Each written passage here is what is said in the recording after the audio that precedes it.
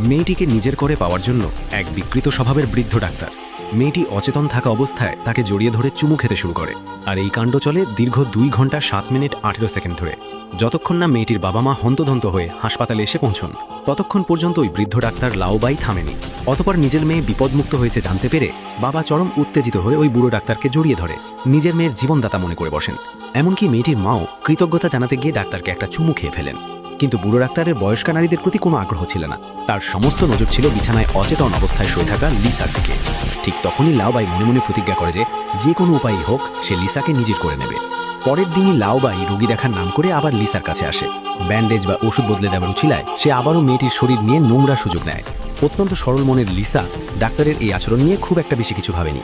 কিন্তু ঠিক তখনই মেয়েটির মা খাবার নিয়ে ঘরে ঢোকেন এবং ডাক্তারের এই কাণ্ড দেখে তার মনে সন্দেহের দানা বাড়ে। যদিও ডাক্তার বারবার নিজেকে নির্দোষ দাবি করে বোঝানোর চেষ্টা করে যে সে কেবল রোগীর ওষুধ বদলে দিচ্ছিল, তবুও ডাক্তার চলে যাবার পর মা তড়িঘড়ি করে মেয়েকে জিজ্ঞেস করেন যে ডাক্তার কোনো সীমা লঙ্ঘন বা আপত্তিকর আচরণ করেছে কিনা। মেয়ের কাছ থেকে বারবার না শোনার পর মা কিছুটা আশ্বস্ত হন। তবে হাসপাতাল থেকে ছাড়া পাওয়ার সময় লিসা কৃতজ্ঞতা স্বরূপ ডাক্তারকে জড়িয়ে ধরে। মা যখন বুড়ো ডাক্তারের ওই অসভ্য ও লম্পট হাতের নড়াচড়া দেখেন, তখন তিনি নিশ্চিত হয়ে যান যে তার সন্দেহ মোটেও ভুল ছিল না। কিন্তু যেহেতু মেয়ে সুস্থ হয়ে বাড়ি ফিরে যাচ্ছে এবং হাসপাতালে থাকার সময় তেমন বড় কোনো অঘটন ঘটেনি, তাই মা তখন আর কিছু বলেননি। কিন্তু তিনি স্বপ্নেও ভাবেননি যে মেয়ে হাসপাতাল থেকে ছাড়া পাওয়ার পর বুড়ো ডাক্তারের আচরণ আরও বেশি সাহসী এবং উন্মাদনামূলক হয়ে উঠবে।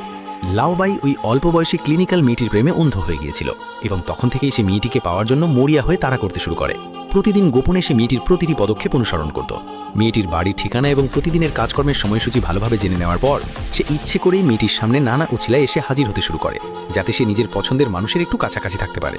শুরুতে লিসা বিষয়টি নিয়ে তেমন কিছু ভাবেনি, কিন্তু একদিন লাওবাই যখন আচমকা তার হাত বাড়িয়ে দেয়, তখন লিসা পুরোপুরি স্তব্ধ হয়ে যায়। সে যতই সরল হোক না কেন, এই ইশারাটির মানে কি তা সে ভালোভাবে বুঝতে পেরেছিল। ফলে সে তক্ষণই লাওবাইয়ের থেকে দূরত্ব বজায় রাখে। এরপর লাওবাই যখন তাকে সিনেমা দেখার প্রস্তাব দেয়, লিসা সরাসরি বান্ধবীকে নিয়ে শপিংয়ে যাওয়ার অজুহাত দেখিয়ে মুখের উপর সেই প্রস্তাব প্রত্যাখ্যান করে। মেয়েটির এই কথাগুলো লাওবাইয়ের বুকে তীরের মতো গিয়ে বিঁধল।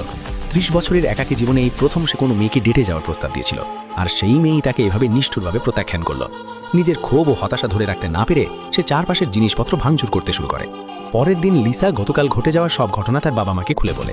এই কথা শুনে বাবা প্রচণ্ড রেগে যান এবং সেদিনই লাওবাইয়ের কাছে গিয়ে তাকে কড়া ভাষায় সতর্ক করে দেন, যাতে সে আর তার মেয়েকে বিরক্ত বা উত্ত্যক্ত না করে। কিন্তু লাওবাই এই কথা শুনে উল্টো আকাশ থেকে পড়ার ভান করে। সে বলে যে চিকিৎসা করার সময় রোগীর সাথে সামান্য শারীরিক স্পর্শ হওয়া খুবই স্বাভাবিক বিষয় এবং সে মোটেও মেয়েটিকে উদ্দেশ্য প্রণোদিতভাবে উত্ত্যক্ত করেনি, বরং মেয়েটি তাকে আগে থেকে নানাভাবে ইঙ্গিত দিচ্ছিল। এরপর সে মেয়েটির বাবার দেওয়া সেই উপহারের পুতুল এবং ধন্যবাদ পত্রটি বের করে দেখায় এবং সে উল্টো প্রশ্ন করে যে আপনারা এবং আপনার মেয়েটি আমার সাথে বেশি ঘনিষ্ঠ